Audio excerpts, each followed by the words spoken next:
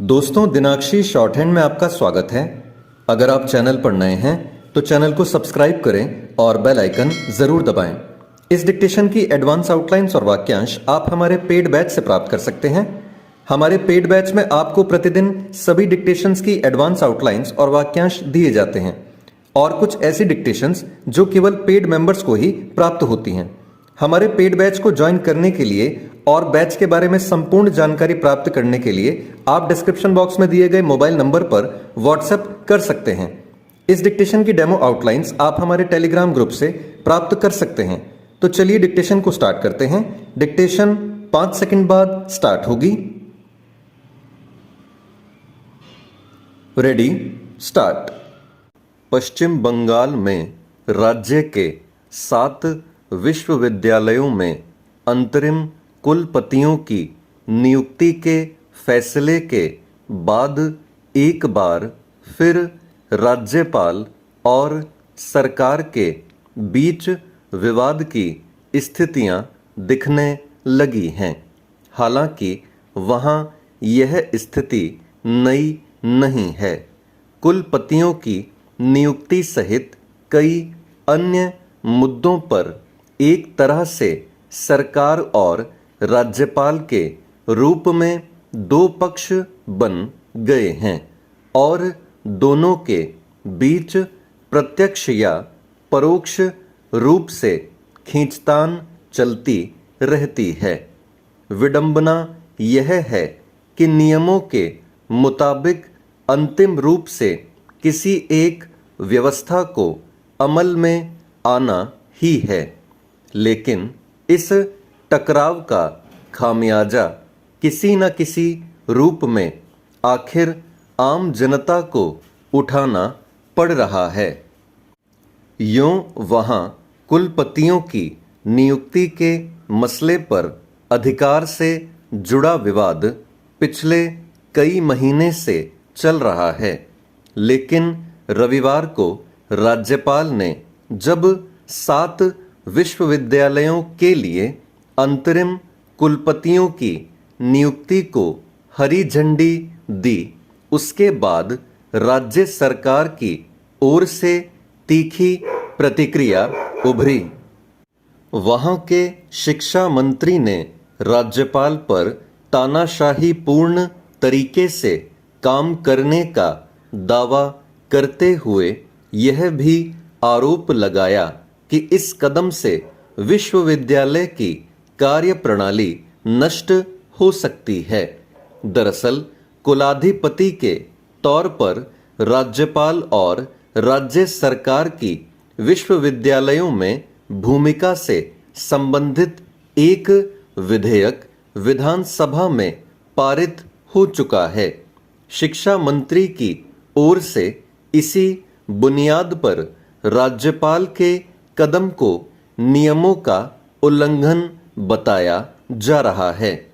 दूसरी ओर ताजा मामले पर राज्यपाल के पक्ष में यह तर्क दिया जा रहा है कि कुलपतियों की अनुपस्थिति में विश्वविद्यालयों में अनिश्चितता का माहौल बन सकता है, इसलिए यह कदम सही है।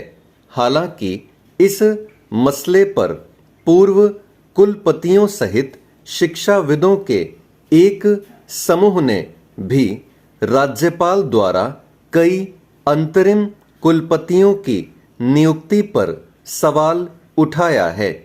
वहीं राज्य सरकार का दावा है कि वह इस मुद्दे पर राज्यपाल के साथ चर्चा करके मामले का हल निकालना चाहती है।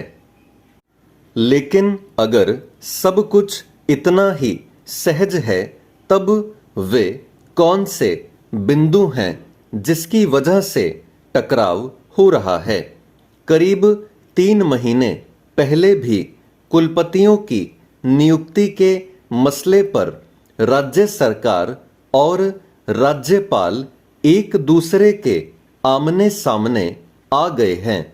सवाल है कि अगर कुलपतियों के नियुक्ति के मामले में नियमों की कसौटी पर स्थितियां बिल्कुल स्पष्ट हैं, तब क्या राज्यपाल उसकी अनदेखी करके इस मामले में फैसले ले रहे हैं? अगर ऐसा नहीं है तो क्या सरकार की आपत्ति नाहक ही किसी विवाद को तूल देने की कोशिश है? पश्चिम बंगाल में राज्य सचिवालय और राज्यपाल के बीच अधिकार क्षेत्र को लेकर टकराव लंबे समय से जारी है। मौजूदा खींचतान से पहले वहां के पूर्व राज्यपाल जगदीप धनखड़ के दौर में काफी विवाद गहरा हो गया था। खास तौर पर विश्वविद्यालयों में कुलपति की नियुक्ति के मसले पर यह तनाव इस कदर बढ़ा कि राज्य सरकार ने विधानसभा में एक विधेयक पारित कर राज्यपाल की जगह मुख्यमंत्री को अधिकार सौंपने का फैसला किया था। उसके बाद भी इस मामले में दोनों पक्षों में लगातार जद्दोजहद कायम है।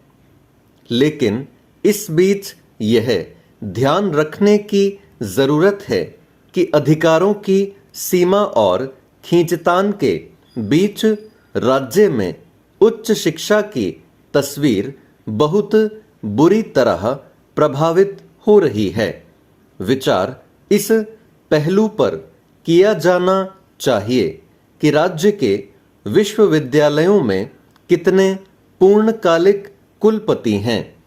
इसकी वजह से प्रशासनिक और वित्तीय स्तर पर कैसे गतिरोध खड़े हो रहे हैं और कॉलेजों में सामान्य कामकाज और पठन पाठन पर इसका क्या असर पड़ रहा है।